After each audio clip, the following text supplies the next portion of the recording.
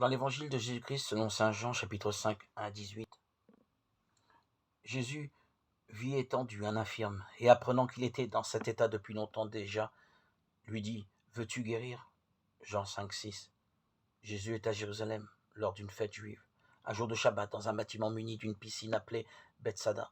Autour de la piscine, il y a une multitude d'aveugles, boiteux, impotents, Jean 5, 3, qui attendent le bouillonnement de l'eau, signe du passage de l'ange du Seigneur, pour s'y précipiter le premier, à y entrer étant guéri.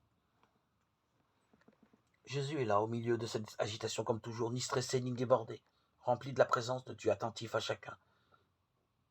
Il repère un homme perdu dans la foule, inerte, silencieux.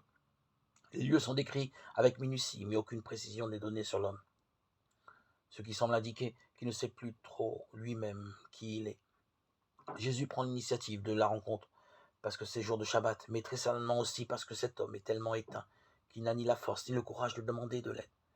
Il est complètement passif, il est là, mais en fait, il ne tente plus un geste, et c'est bien souvent ce qui arrive quand nous allons mal. Nous ne voyons plus d'issue, perdons courage, pensons que tout est perdu. Jésus va à lui, l'homme ne peut plus bouger. C'est Jésus qui bouge, c'est Dieu qui aime le premier. Il connaît nos besoins les plus profonds. Il frappe à notre porte quand nous sommes effondrés. La grâce de Dieu va à la recherche de ses enfants perdus pour les ramener à la maison.